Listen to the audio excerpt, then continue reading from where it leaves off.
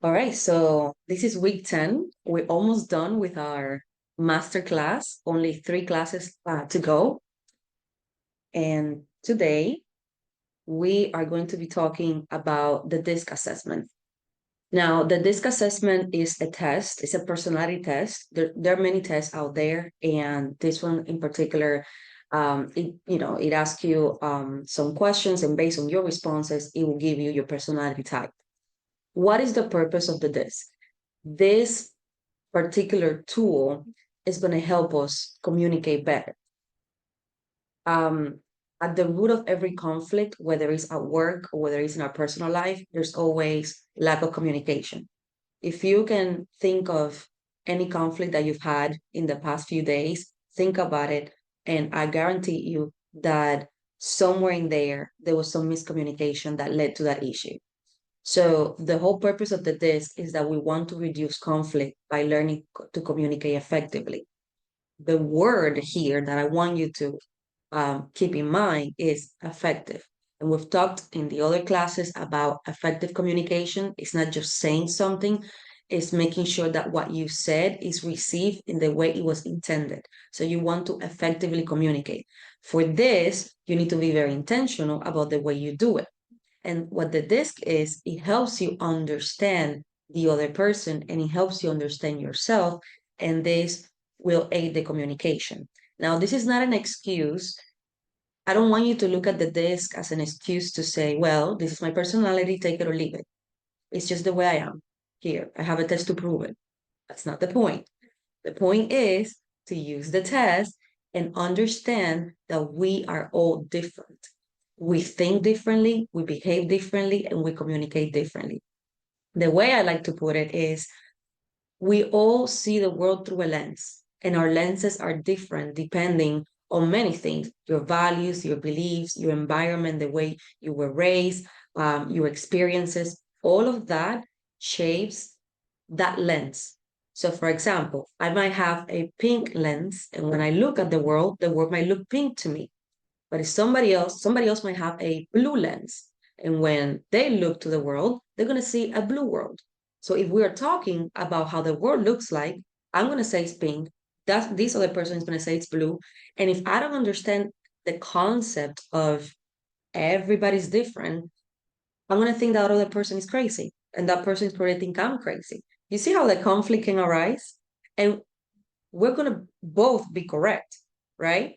Because we all have different lenses. And that is the perspective I want to give you today, to understand that we are all very different in our own ways. So the DISC assessment is a tool to guide you and help you communicate and understand others better. Like we said before, everybody communicates differently. Now we tend to assume that everybody thinks like us and should communicate like us. So here we are going to challenge all those assumptions. We're not assuming. And that's why it is important to use the DISC, and again, use it as the powerful tool it can be. So DISC is not a label, it's a language that helps people understand each other and themselves. All 4 styles are vital for building winning teams and businesses. Each of the 4 styles bring its own set of strengths and weaknesses to the table. And so I want you to pay attention to this. We're not here to say that one personality is better than the other, because there's no such thing. In a team, we need all 4 personalities. They all complement each other. One personality is not better. So again, we're not doing that. We're not labeling anybody. We're not trying to say, oh, you're this personality, boo-hoo. No. Again, we're here to understand that we're different and to understand how we complement each other. Now, every personality is going to have its weaknesses and its strengths, and we're going to go into that. But again, there's no bad or good. So the first step is awareness, right? Everyone is wired differently. We need to understand that. And we need to be aware of what our personality is. And we need to know our team.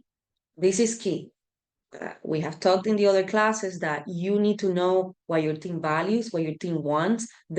You cannot engage them and motivate them if you don't know them. And that is why, as a leader, you should only have 7 reports, no more than that. Because how can you get to know so many people? It's difficult, right? So when you know what your personality is and you know what the other person personality is, the communication is easier. So you have to be very aware and you have to be very intentional. Again, it's hard to communicate. It, we're different, right? It's hard. It will be easier to communicate the way I like it, but communication takes intention. You have to be intentional for the communication to be effective. So, step number one, awareness. So here's how the this looks like. I'm sure that either you got one letter or you got 2 letters in your results. Most people have one dominant letter, but some people can have 2. So it is common to be, let's say you are an I or to be an IC. You know what I mean? So it really depends. But you can either have 1 or 2. But the first letter is always going to be your most dominant. So we have D, that stands for dominance or decisiveness or driver. Every test calls it something different. It really depends on the website that you take the test. Every platform calls it something different, but at the end of the day, it's the same concept. It's all the same. So we have D for dominance, and these people are direct, they are results oriented, they're firm, they're strong willed, they're forceful. So they care about the results. It's all about getting the results, winning at all cost. And they can come across a little rude, insensitive, a bit too strong. So just keep that in mind if you're a D, how other people might perceive you. But at the end of the day, they really care about the results. They just want to get things done. Now we have the I, that stands for influence or interactive, and they are outgoing, enthusiastic, optimistic, high spirited, lively. Everybody loves an I. They are the life of the party. They're, people persons. They love people. They love connection. They love the emotions. It's all about emotions for them. Um, Again, they're usually the life of the party. Like it's all about them. And when there's an I in the room. Everybody would know. Um, and for them, again, they value connections and they value emotions a lot. So when you're talking to an I, you have to consider that you have to approach that conversation from the emotional side. You have to validate their emotions. Where, they don't look at the facts, they look at the emotions. And then we have the S. S's are it stands for steadiness or also stabilizing or stable. And S's are even tempered. They are accommodating, they're patient, they're humble, they're tactful. So the S's want everybody to get along, everybody to feel good. They want to keep the peace. They don't like confrontation. So what happens is that the S's usually in a meeting, they're probably not going to say anything. They're going to be quiet and they probably have a lot of great ideas. So if you know you have an S in your team, you have to ask them. You have to get it out of them because most of the time they're not going to volunteer that information on their own. They're very humble. They're very quick to give credit to other people. They're not going to be the ones saying, "Oh, I did that. I'm the best." That they are not going to be those kinds of people. But again, you have to get it out of them because they always, they want to blend in basically. And then you have your C's, uh, and that stands for conscientiousness, but we also call it cautious. And they are analytical, um, they are reserved, precise, private, and systematic. When I think of a C, the first thing that comes to my mind is accountant. Because you know how accountants are so cautious with numbers and they're very analytical. Um, that's the first thing that pops into my head. But C's, they need a lot of, uh, they need facts and they need clear instructions. They will ask you a million questions because they don't want to be wrong. They want to make sure that when they do something, they do it right. Now, what that means is that they overthink everything and they will take forever to complete a project. When they complete the project, it's going to be great. It's probably going to be perfect, but they're going to give it to you 3 months after the deadline, which is, not good. But they overthink everything. They love the facts. They love Excels. That's how you know that you're dealing with a C. They're going to have hidden Excels everywhere. They love to have their information very organized in their Excel spreadsheets. Um, and they usually very reserved. They do not like big displays of emotions. So those people are not the most social. If you look at the top, you're going to have the D and the I. If you look at the bottom, you're going to have the C's and the S's, right? The bottom is more, they like action. They're more prone to action. So they're doers. So you're going to have your D's and your I's are going to be people that like to do things. The C's and the S's, they're more chill. That doesn't mean they're slow because that really being slow or being fast, it's really depends on perception, right? But to a D or an I, a C is going to be slow. Now to a C, D's and I's are just too fast. They're crazy, right? So just keep that in mind. D's and I's are usually doers. They just want to do it, jump in, get it done. C's and S's, they take their time. They need to think things through. And so they're going to be a little bit slower. Now, you probably got two results when you got the test. If you completed it with the link that I sent you, and you're going to have two drafts. And you might wonder, what does that mean? Why do I have two drafts, right? And one graph is going to tell you your normal style or your natural style, and the other one is going to tell you adaptive style. So the adaptive style is simply the way you behave when you feel like you're being watched or when people are judging you. So usually this is the way you behave at work, right? Because everybody's watching your performance, what you say, what you do.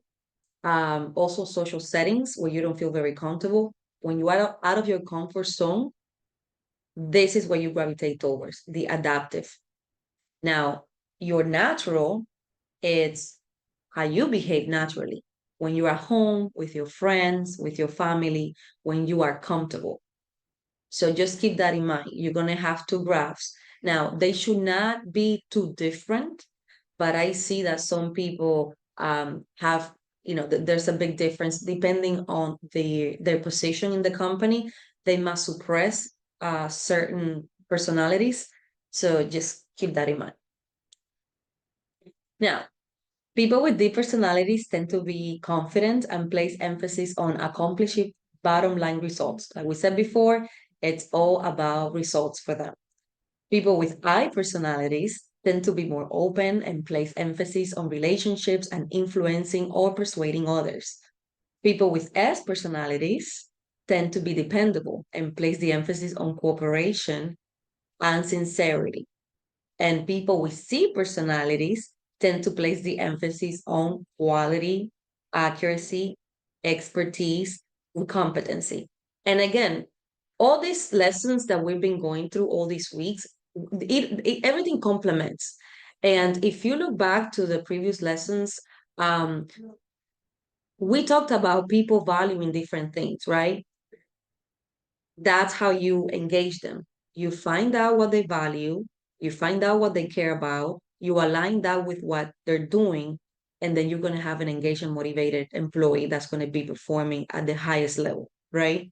So this also helps you do that because their personality, it's shaped by the things they care about. So if they place a high emphasis on, let's say, quality, accuracy, expertise, and competency, you can match that personality to the best position. Remember that it's not just having somebody that's smart. You have to make sure that that person fits the position.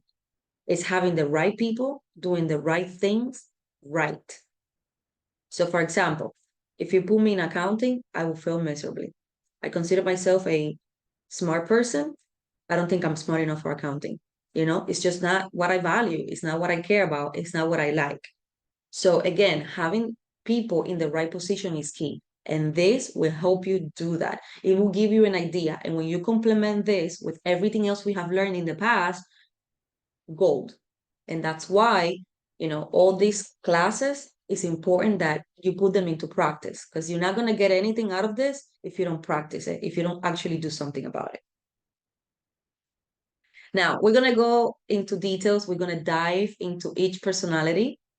We're going to start with the D's, and D is for dominance.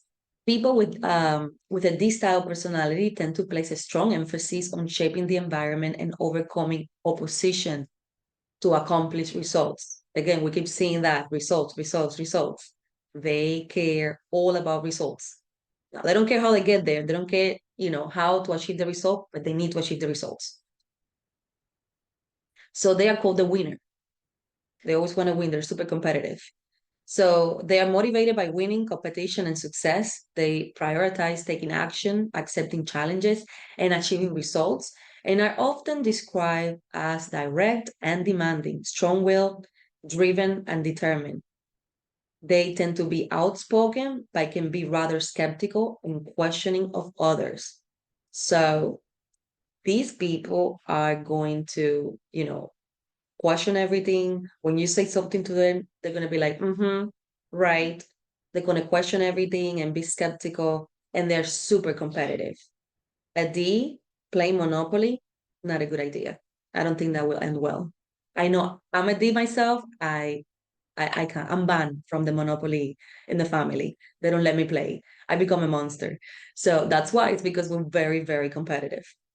Now, these fear being seen as vulnerable and being taken advantage of. And again, there's always a reason why people behave the way they do, right? And they don't want people to take advantage of them. That's why they have this strong demeanor, right? And that's why they're so skeptical, because they don't want to be in that position where they feel like people can come and take advantage. Now, they value competency, action, concrete results, personal freedom, and challenges.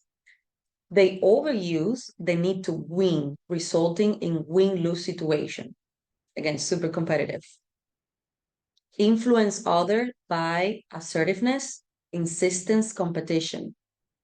In conflict, they speak up about problems, look to even the score. So they're not shy about giving their opinion, and they usually have no filter. And again, that's why people perceive them as being very like abrasive sometimes. They come up too strong because they would speak their mind. They don't care. And they could improve effectiveness through patience and empathy. So this is something that every day should be working on. So patience. Yes. Remember when I said that these and I's are doers and they're usually fast, like they just want to get things done. So patience, it's not their strong suit. They want to get it done and they want to get it done now. And also the empathy, because they're so skeptical, they look like they're not like they don't have that sensitivity, like they don't care. But it's not that they don't care. It's just that again, they're too skeptical. But when you're dealing with people, because obviously this is a leadership class, we're talking about leaders dealing with a team. When you're dealing with people, you need to show your people that you care. You don't have to be fluffy and super, cozy with them, but you need to show empathy. You need to show that you care about them. And so again, they will feel that empathy inside, but they will not show it. So that's something that everybody needs to work on. Now, what are the goals that they usually have? People with deep personalities will usually strive for unique accomplishments, explore new opportunities, maintain control of the audience, achieve independence, and get bottom line results. The challenges for them. They need to spend more time showing patience, displaying sensitivity, explaining the details, and allow for deliberation. Now, they get very impatient about explaining details to people. So, for example, somebody like a C personality that needs a lot of details and a lot of facts, these get frustrated very easily with this kind of people. It's just in their mind is I need this result, This is what I need you to do. Just do it. Why do you need me to explain so many things? Just do it. So they get frustrated. Um, and the liberation, because they always want to have the last word, because it's not that they know it all, but they have very strong opinions. Um, it's not easy for them to allow people to deliberate. They usually take control of the room. So this is something that they need to work on. Now, in leadership, these style leaders are often commanding and confident, taking care of and focusing on results. They often display leadership characteristics such as commanding, resolute, and pioneer. Now, these are quotes that might resonate with the personalities. And the quotes are, what's the point of playing if winning isn't the goal? Fortune favors the bold. Action speaks louder than words. I always have the ability to say no. That's how I call my own shots. And again, these are not afraid of saying no. So if you identify with any, with these quotes, if you say, oh, that's me, I like that, you're probably a D. Now, everybody everybody watches the, Marvel and the Avengers and all of that. I presume. Those are very popular movies. So in the Marvel world, in the Avengers world, an example of a deep personality is Thor and Iron Man. So think about these people and how they behave in the movies, right? Like always, they don't have a filter. They always have something to say. Very strong. They come up very strong. Usually hurting other people's feelings. They don't really care. And again, it's not that they don't have empathy. It's just that they have an opinion and they're not afraid to say it. So whenever you think of a D, think of Iron Man. Think of Thor. Now let's go into the I personality. And again, everybody loves an I. I stands for influence. And they tend to place a high emphasis on shaping the environment by influencing or persuading others. And they are called the enthusiast. They're always happy. They're so lively. And they tend to place an emphasis on shaping the environment. They fear loss of influence, disapproval, big ignore, and rejection. So I'll tell you this. If you have identified an eye in your life, and you probably have, we all have an eye in our lives, and you want to piss them off, you ignore them and reject them. It will drive them crazy. It will drive them crazy. And that's why eyes are always like texting you and calling you. They need to check in. They need to know that you're okay with them. So when you don't call or text an eye for a while, this is what goes in their mind. Oh, they're mad at me. Did I do something? They don't like me anymore. Oh my God. Let me text them. Let me like they worried about these things. Like it's a problem, right? They hate to be ignored and they don't like rejection. They want to be liked. They want to be accepted. They want everybody to love them. And that's why everybody loves an eye, because they put themselves out there to make sure that everybody likes them and loves them. I personally am married to an I. My husband is an I. I'm a D. So you can see that, combination is tough because, he's all about the emotions. I'm all about the results. And I don't look at the emotions. I just want to get things done. So yes, it can be a little challenging, but that's why we have the disc to help to communicate. So they value coaching and counseling, freedom of expression, and democratic relationships. They overuse optimism and praise. And this is something they have to be careful about, because that over optimism uh, can be a little annoying for other personalities. I get annoyed by that. Like when somebody comes, yeah, we're going to do it, team. Yes. Oh my God. In my mind, because I'm a D, I'm like, okay, but how? Because I'm thinking about the results, right? So your optimism is not going to get us there. So it's nice that you're happy and you want to pump everybody up. Thank you for that. But I'm more worried about the how we're going to get there, because I need the result. You see the difference? You see the disconnect? So, but then we need to understand that they thrive. So they're great leaders. They're great at pumping people up and, cheering people, also giving a lot of praise. Other personalities are not the best at giving praise, especially these. They don't give a lot of praise. It's just like, okay, just get your job done and that's it. Um, we have to be careful with that because other personalities might feel like you don't appreciate them, like you don't care. Now, eyes, you're never going to feel not appreciated by an eye. They will let you know how amazing and awesome you are at all times. And that's why I love to, I keep a lot of eyes around me, even though it's challenging, because I mean, I feel like I'm the best. I feel loved. I feel amazing because they're always telling me how amazing I am. Um, so yes, again, did I mention everybody loves an eye? Everybody loves an eye. They influence others through charm, optimism, and energy. In conflict, they express feeling and gossip. They gossip so much. They are the gossipers. If you want to know what's going on in the office, ask an eye. They always know. They know what's going on with everybody. They know everybody's business. They know the stories. They always know the gossip. And so, but they also have to be careful with this, right? Because they tend, when they're like in conflict, they tend to gravitate towards that, towards, expressing too many feelings and, just pouring their feelings out there and gossiping with everybody. Now, they could improve effectiveness through being more objective, following through on task. So here's the thing, because they don't look at the facts, because it's all about emotions to them, they tend to overlook objectivity. They make decisions based on their emotions, on their feelings. So for example, it's like going to a car dealership and trying to buy a car. Usually you get all the facts about the car and you make a decision based on the facts, whether it makes sense to you or not. They are the kind of people that they would go with a gut feeling and they would say, well, everything makes sense, but I don't feel it's right. Yeah, I'm not gonna do it. And they will walk away from that deal because it just doesn't feel right. Because again, for them, it's not about the fact, it's about the emotions. It needs to feel good to them. It needs to make sense internally, not in their brain. It needs to make sense in their gut. And with the task, what happens is that, again, they are the top. Remember, these and I's are doers. They would jump to get things done. So they would be the first ones to jump at it. But many times they will not follow through.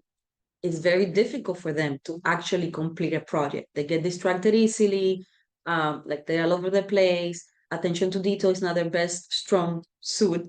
And so they have to be very aware that, multitasking does not work for them. Because again, they touch many things, they start many things, and it's very hard for them to follow through and complete them. So if you have an eye in your life, they might be a little flaky sometimes. They're the ones like, hey, let's go out, let's make plans, and then maybe cancel last minute. But then they're going to be worried that you're not going to like them, right? They're going to be worried and texting you like, is everything okay? I want to make sure you like me, even though I cancel the plans. So these are our eyes. Now the goals for the eyes. They're going to have goals such as attain victory with flair, pursue friendships and happiness, achieve status through authority and prestige, seek approval and be popular, and generate excitement. Again, they want to be popular, they want to be liked by everybody, and they want to always excite people. They feed off that. Now, the challenges for the I personality, they need to spend more time getting organized. Again, sometimes they can be all over the place. So organization, research the facts. That's something that they usually don't do. So they need to do it more often. Resist impulses. Usually eyes are very impulsive people because again, they're so emotional. They're driven by the impulses. Speak directly and candidly. Sometimes they're not direct because they want to be liked so much. They're afraid that you're not going to like them. They tell you in your face what they think. So they dance in circles around you. They sugarcoat everything. Also stay focused for long periods and follow through completely. Again, the follow through, very important, something they struggle with. In leadership, they love to take new ideas and run with it. They energize teams and build enthusiasm for projects. They can also be erratic leaders who see leader need for consistency or caution. So again, they are the ones that are going to be, let's do it, let's do it. They're going to be the first one to jump in. Yes, we can do it. But they're not thinking about everything else that involves the project. They're just thinking about how excited they are. They want to implement something new and they just want to do it now. Now, they can display characteristics like energizing, pioneering, and affirming. So yes, they're pioneers. They always want to, push new things, do new things, exciting things. And the quotes that are going to resonate with an I personality are going to be something like, whoever is happy will make others happy too.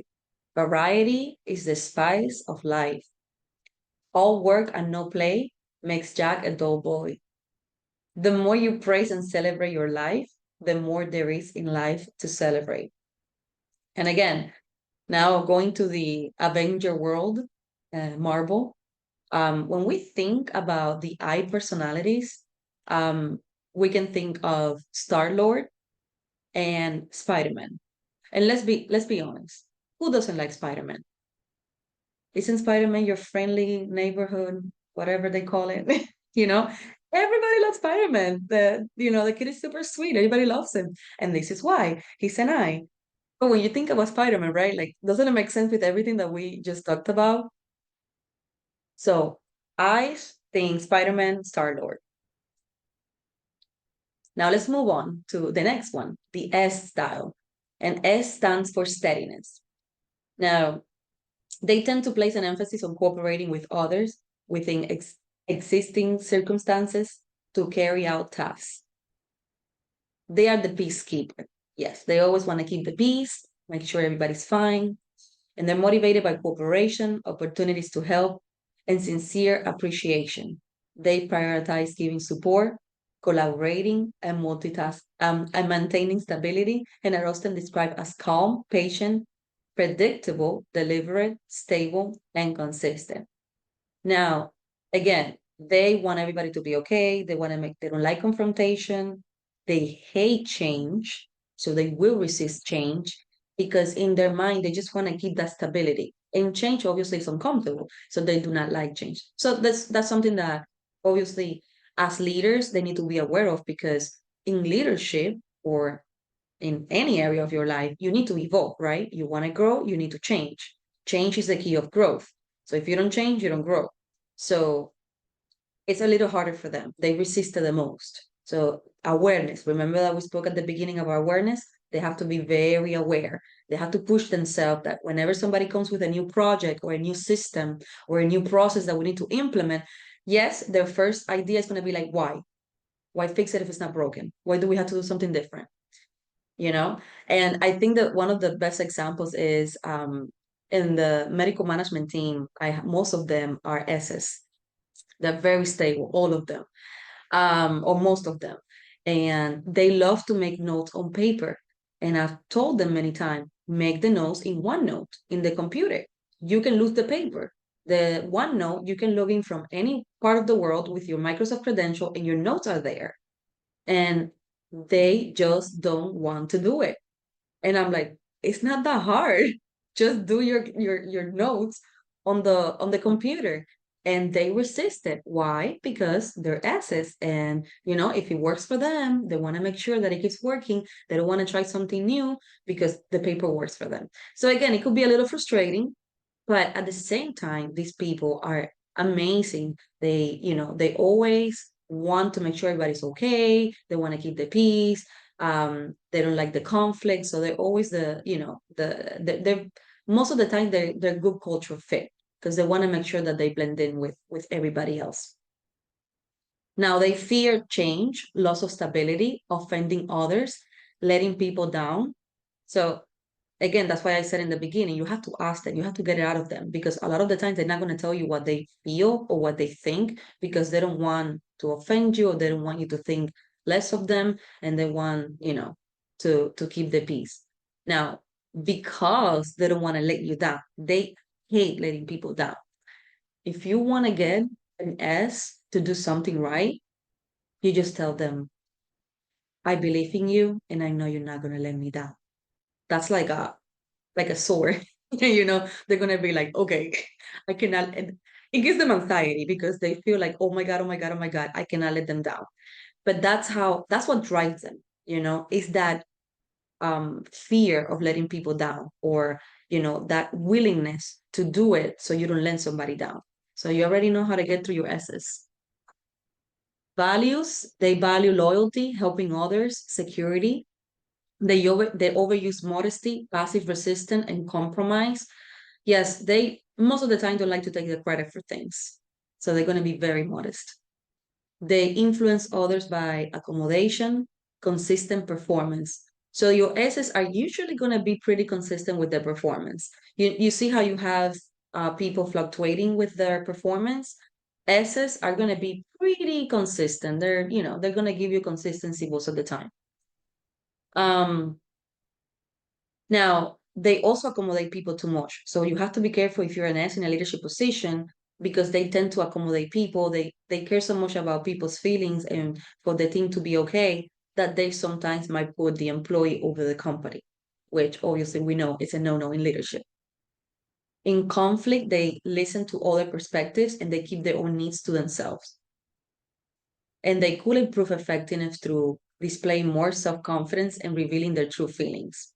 So again, they keep their feelings to themselves, so they need to work on that.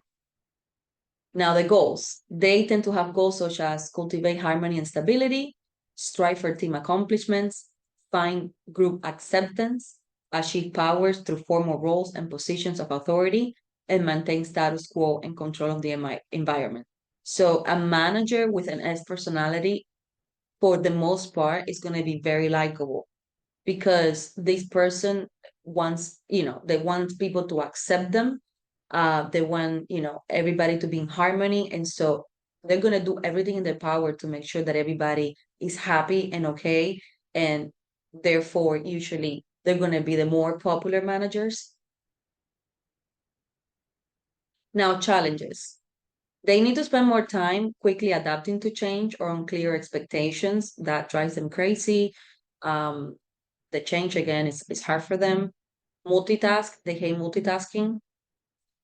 Promote themselves. They're very modest, so they're not going to be the one saying, I'm the best. Confront others, they don't like confrontation, so it's hard for them. So again, in a leadership position, you have to have a lot of uncomfortable conversations. It's not that they cannot do it, but they have to force themselves. It's hard for them. It's not something they enjoy. Overcome indecisiveness. They tend to be very indecisive and resist over accommodation. Again, go back to the accommodation. They want everybody to be okay, so they tend to accommodate people in situations. Now, in leadership,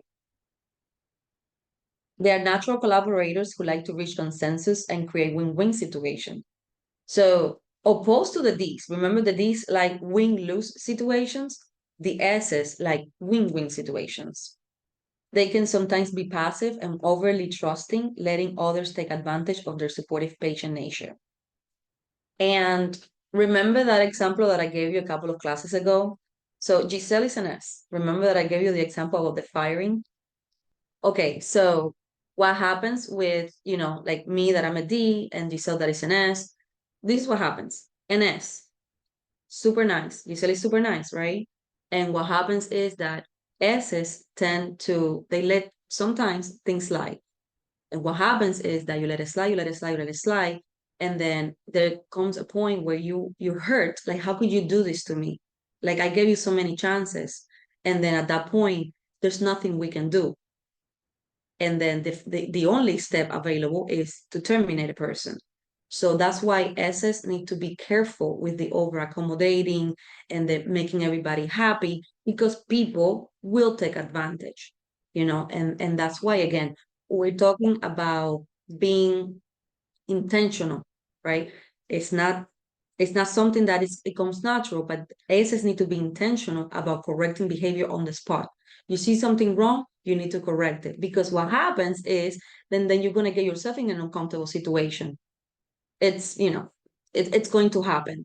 So again, the S is going to be the nice manager that everybody loves, but it's usually the manager that people tend to take advantage of. So be careful with that. And the characteristics are inclusive, humble, and affirming. Again, S's are usually the most popular managers. Everybody loves them. And these are quotes that usually resonate with S personalities. I like people who are loyal to me, and I like to be loyal too. Better safe than sorry. Two heads are better than one. the invariable mark of wisdom is to see the miraculous in the common. So again, going back to remember the leadership styles. So the postmodern, the S's give me postmodern vibes, right? So sometimes if you're an S, because it's all about collaboration and things like that, it doesn't mean you're postmodern, but you would have some qualities of that postmodern um, uh, leadership. Alrighty. So Marvel. In Marvel, we have Captain America and Hawkeye. And if you think about the movies, Captain America, he's always very chill. He's the main guy. I mean, he is the leader of the Avengers, right? Captain America is the leader of the Avengers. However, he's always keeping the peace. He's always trying to make sure that there's no conflict. He's always trying to bring people together. He's always trying to do the right thing. So again, if you want to think about an S character in Marvel, Captain America is the best example. Now let's move into our last personality, which is the C personality. And C stands for conscientiousness. And these people place an emphasis on working conscientiously within existing circumstances to ensure quality and accuracy. They are called the analyst, and they're motivated by opportunities to gain knowledge, show their expertise, and produce quality work. They prioritize ensuring accuracy, maintaining stability, and challenging assumptions. They are often described as careful, analytical, systematic, diplomatic, accurate, and tactful. So they fear criticism and being wrong and strong displays of emotions. Again, these people are not the most social. They're usually more reserved, more calm, and that's why they overthink everything. They want to make sure that everything is perfect. They don't want to be wrong. They don't want you to find a mistake. And so that's why they take forever. They need to make sure everything is perfect. And they're not comfortable when there's a lot of emotions involved. So I's make C people very uncomfortable.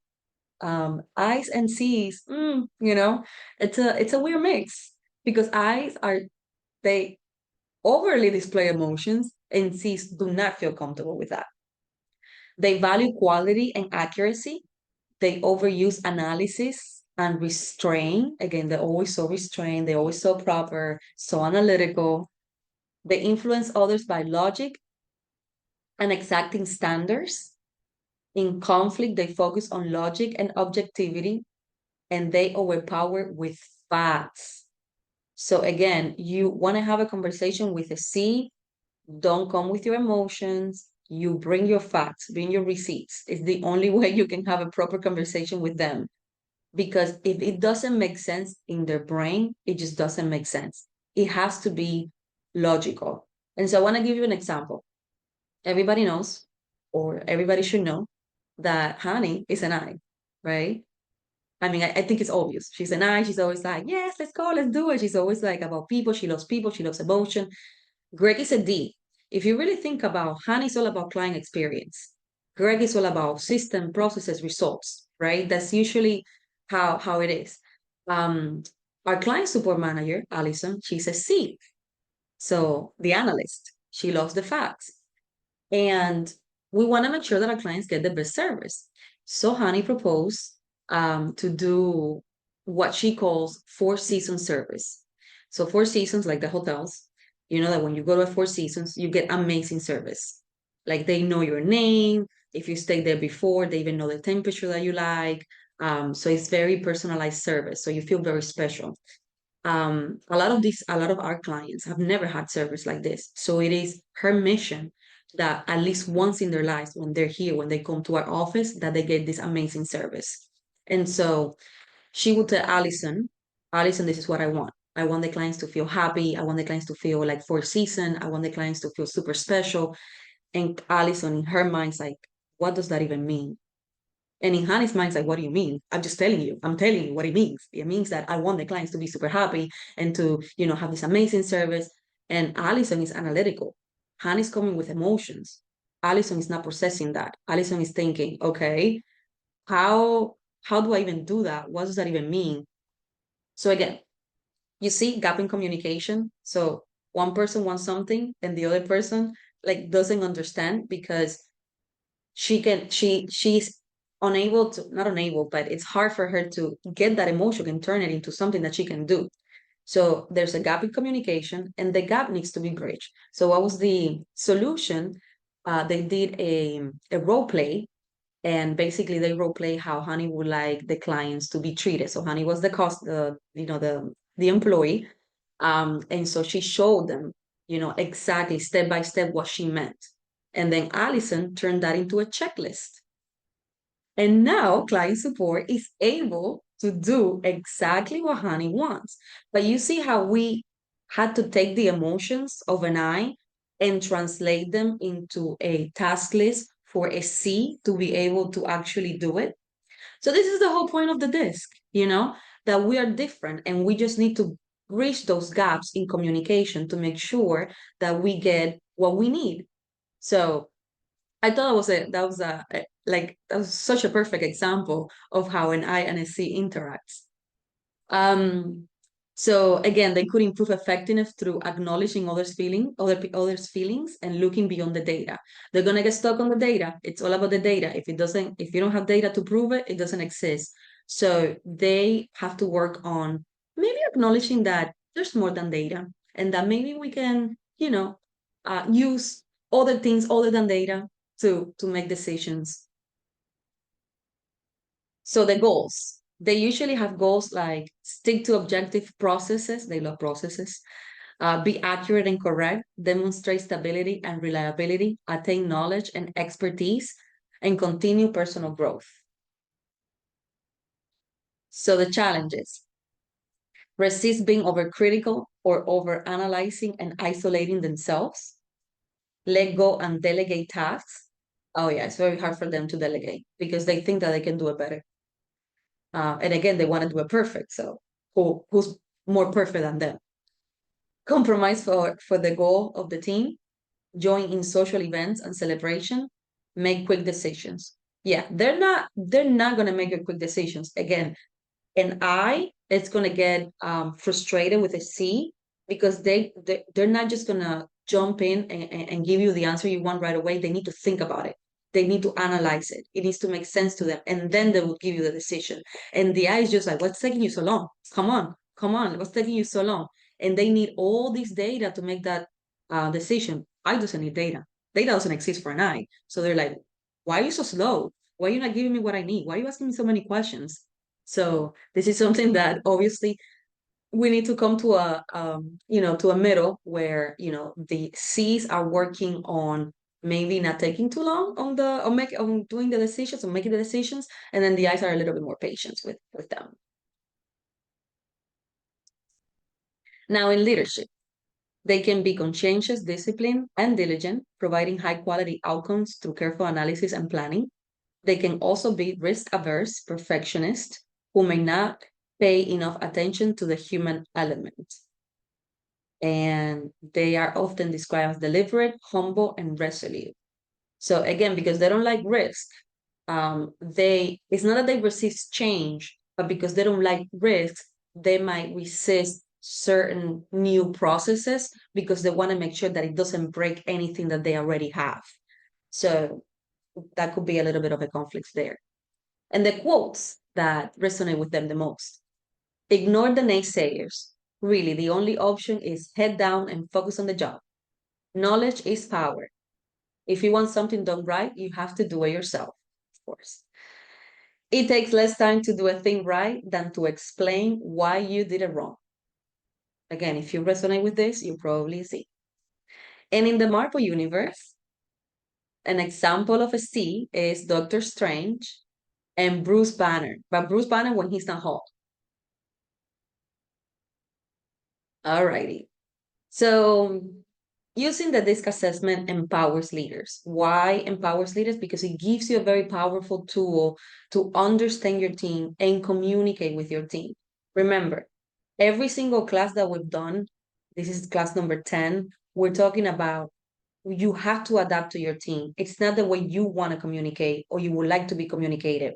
It's the way they prefer to be communicated. And if you understand their personality, it's going to be easier for you to communicate with them because we want effective communication. We talked in another class about what that means, and we put the example of the archer. So we have a person with an arch, an arrow trying to hit a target. So the arch is the intention, the arrow is the message, and if the arrow hits the target, that is the message delivered properly. And when I say properly, it means that the person actually understood what you were trying to say. When you do not hit the target is when you communicate and the person does not understand what you're saying.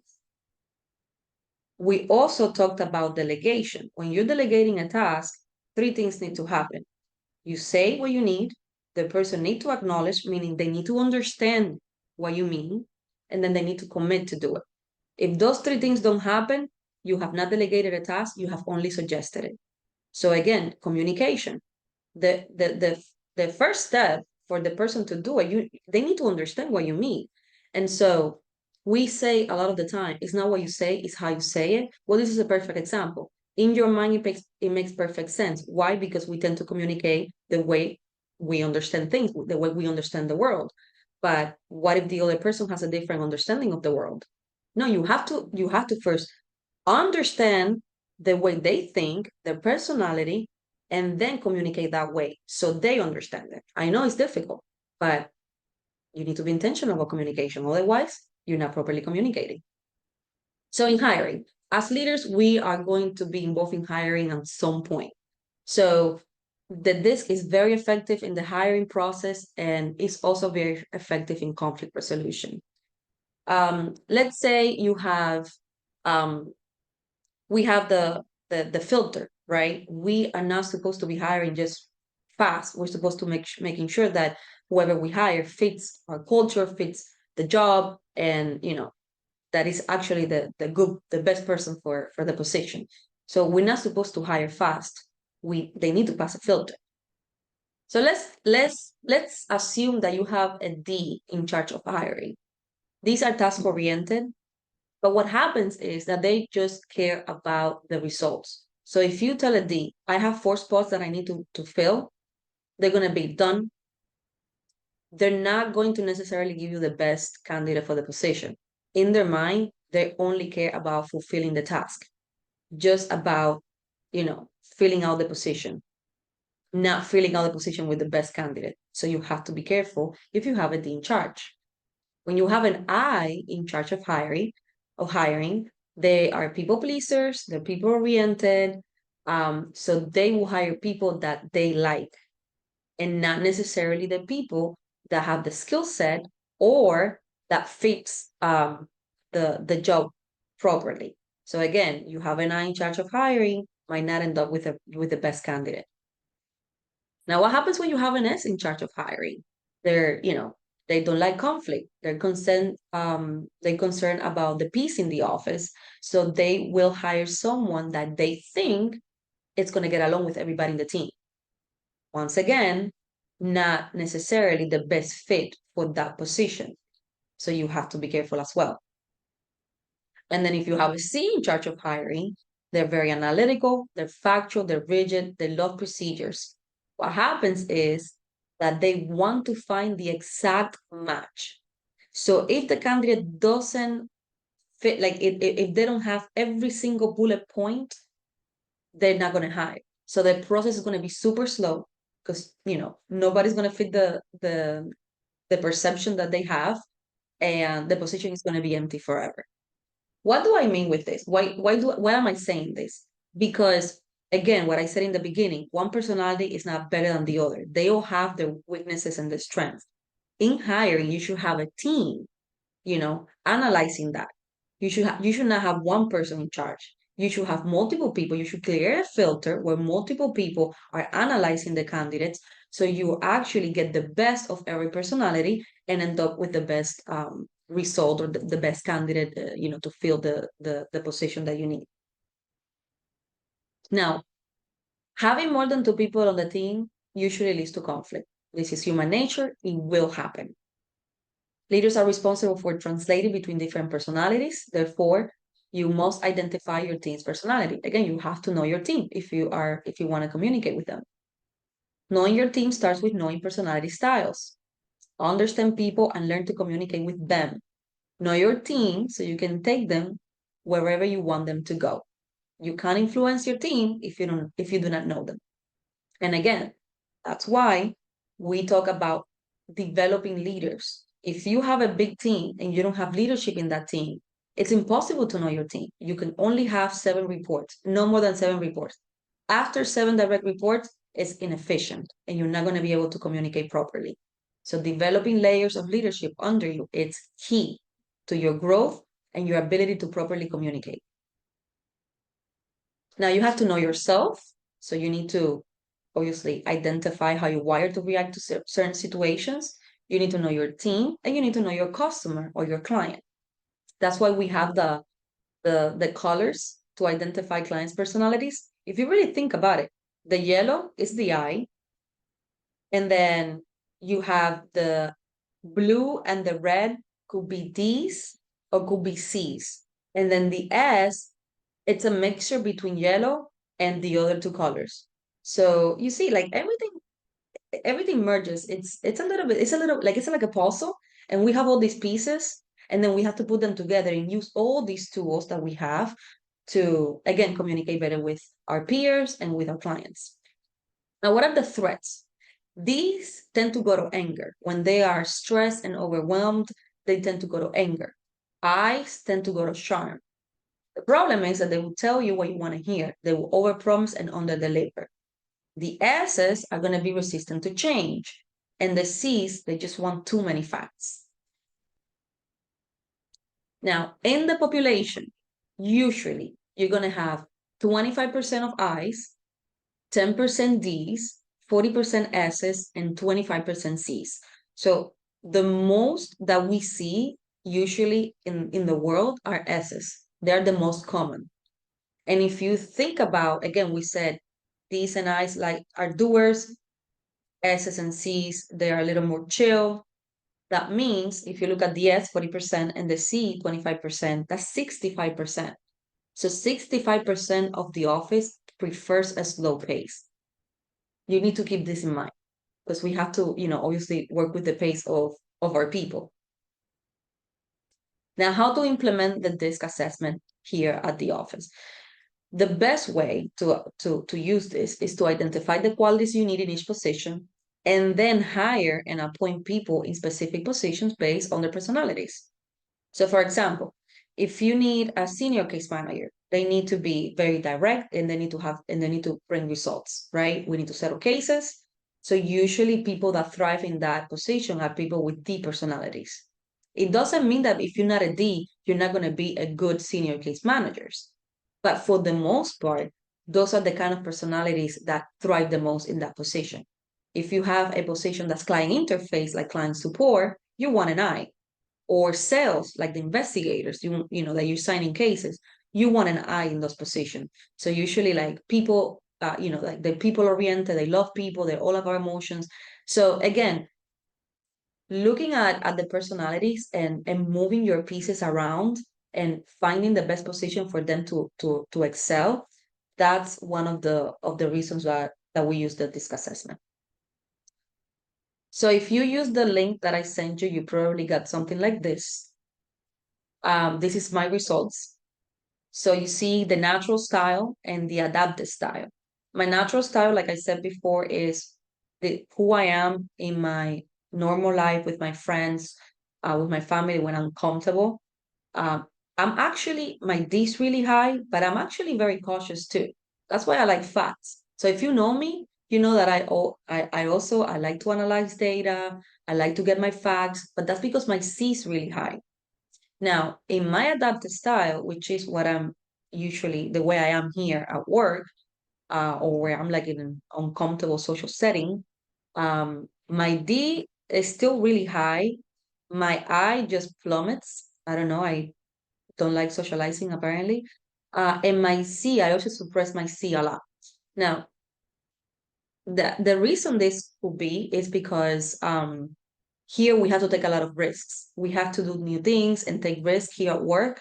So I feel like I have to force myself to be less cautious, to kind of pick up the pace as well. So maybe that's why. But look at your scores. You should have those two graphs and see the difference between them. Now, this is a cheat sheet for you, for your team. These styles want to achieve and they need responsibility. I's want to be included and they need recognition. S's want to contribute and they need appreciation. And C want to create efficiency and they need affirmation. So if you want to motivate somebody, again, this is a cheat sheet.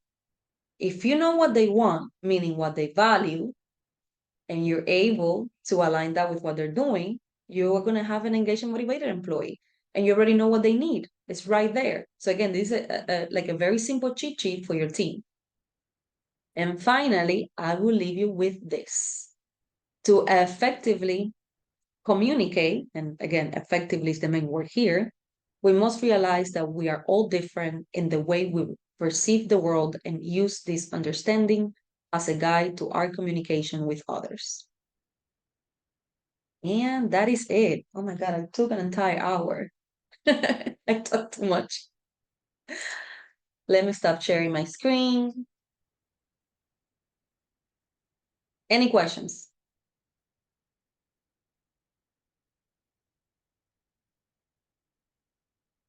Okay. So hopefully you got your score. Look at your score. Make sure that everybody in your team gets the disc test. It's free. I sent you the link. So share it with your team. And then the exercise for this week is look at everybody's results in your team and think of ways that you can communicate better with them according to the personality style. All right?